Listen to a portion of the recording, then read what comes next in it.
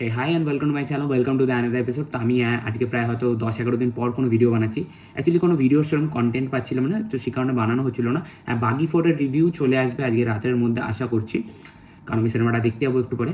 তো আজকে রঘু ডাকাতের একটা গান বেরিয়েছে ঝিলমিল লাগে রে, যেটা মানে অনেকে ফ্যান্সরা তো ওয়েট করছিল, প্লাস দর্শক হিসেবে আমিও ওয়েট করছিলাম এই গানটার জন্য। গানটা কীরকম হবে, কী বৃত্তান্ত, সেটা বলবার জন্য তোমাদের কাছে এবং সেটাকে আমি নিজে এক্সপিরিয়েন্স করবার জন্য। সো ফার্স্ট অফ অল আমি এক কথায় বলবো, গানটা আমার দারুণ লেগেছে। গানটা এই কারণে দারুণ লেগেছে, এটা নয় যে শুধু দেব রয়েছে বলে।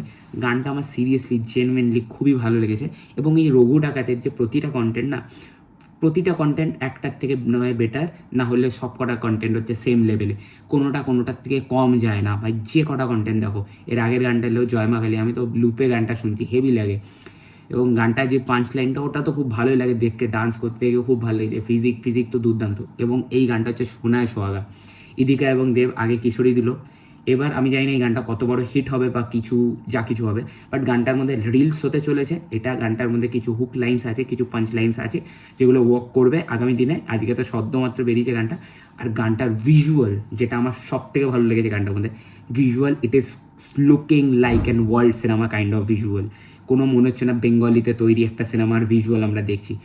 ডেফিনেটলি যে কোনো ইন্ডিয়ান সিনেমার যে হাই বাজেট সিনেমার যে ভিজুয়ালস হয়, সেম লেভেলের ভিজুয়াল কিন্তু এরা এতটা কম টাকাতে অ্যাচিভ করেছে। এটা হচ্ছে সব থেকে প্রশংসনীয় ব্যাপার। মানে বাংলা সিনেমার কোনো কিছু খারাপ হলে তো যেরকম বলবো, ভালো দিকটাও কিন্তু বলা উচিত। এবং দেব নিজের যে ছবিতে কোনো কার্পণ্য করে না, এই জিনিসটা কিন্তু খুব ক্লিয়ার। এবং এটা তুমি দেবের ফ্যান হও, না ফ্যান হও, হেটার হও, যে কেউ হও, এইটা ডিনাই করতে পারবে না। দেব এবং তার যে টিম, এরা এফোর্ট দেয় সিনেমা বানাতে। এবং সিরিয়াসলি গানটা খুবই ভালো লেগেছে।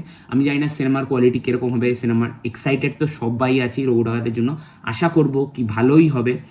কিন্তু যে কটা প্রমোশনাল ম্যাটেরিয়ালস এখনও পর্যন্ত আমাদের চোখের সামনে এসেছে, প্রতিটা এক রেট অপর থেকে ভালো, না হলে প্রতিটা কিন্তু সেম লেভেলের। এবং এই গানটা আমার খুব ভালো লেগেছে। গানটার মধ্যে একটা সুদিং টোন মেনটেন আছে, প্লাস গানটাকে একটা এরোটিজম হালকা ব্লেন্ডও রয়েছে। মানে একটা রোম্যান্টিক ট্র্যাকের মধ্যে হালকা একটু এরোটিজম ব্লেন্ড রয়েছে, সেই জিনিসটা কোথাও গিয়ে ভালো লাগছে। এবং ভিজুয়ালটা আমার ওভারঅল যে সিনেমাটোগ্রাফি, যে লোকেশনস ইউজ করেছে, সেগুলো তো খুব ভালো লেগেছে। বাট এরোটিজম যেহেতু ব্লেন্ড রয়েছে গানটার মধ্যে, তাহলে আরেকটুখানি এরোটিজম দেখাতেই পারতো। কিন্তু যাই হোক, ওটা বাংলা সিনেমা বলে অতটা হিসাবে যাবে না। বাট ওভারঅল গানটা it's look stunning and fresh একটা লাগছে। এরকম ধরনের গান অনেকদিন বাংলায় হয়নি, সেরকম একটা গান হয়েছে। এবং ভিজুয়ালটাও খুব ভালো। আমি বারবার ভিজুয়াল বলছি, বিকজ ভিজুয়ালটা আমাকে সিরিয়াসলি আমার চোখ কেড়ে নিয়েছে। মানে দারুণ লাগছে। এবং দেব এবং ইদিকাকে কেমিস্ট্রিটা খুব ভালো ওয়ার্ক করছে। তাদের মধ্যে রোম্যান্টিক যে একটা মিশ্রণ, সেটাও খুব ভালো। এবং দেবকে তো খুব ভালো লাগছে, যেরকম ম্যাসকুলিন বডি ফিজিকটা যা বানিয়েছে, সিক্স প্যাক অ্যাপস নিয়ে। মানে ওভারঅল গানটা কিন্তু বেশ ভালো একটা প্যাকেজ। এবং আরও এক্সাইটমেন্ট বেড়ে গেল রঘু ডাকাত দেওয়ার জন্য। এবং কবে এই যে সিনেমাটা চলে আসবে এবং আমরা দেখবো, সেটার জন্য ওয়েট করে আছি। সো তোমাদের কি মতামত, তোমাদের কি রিয়াকশন, ডেফিনেটলি কমেন্টে জানাও। ভিডিওটা ভালো লাগে কি হতে পারে লাইক শেয়ার সাবস্ক্রাইব, রেড বাটনটা প্রেস করে ক্লিক করে দাও। নেক্সট নোটিফিকেশন জন্য বেল আইকনটা টিপে দাও। টাটা।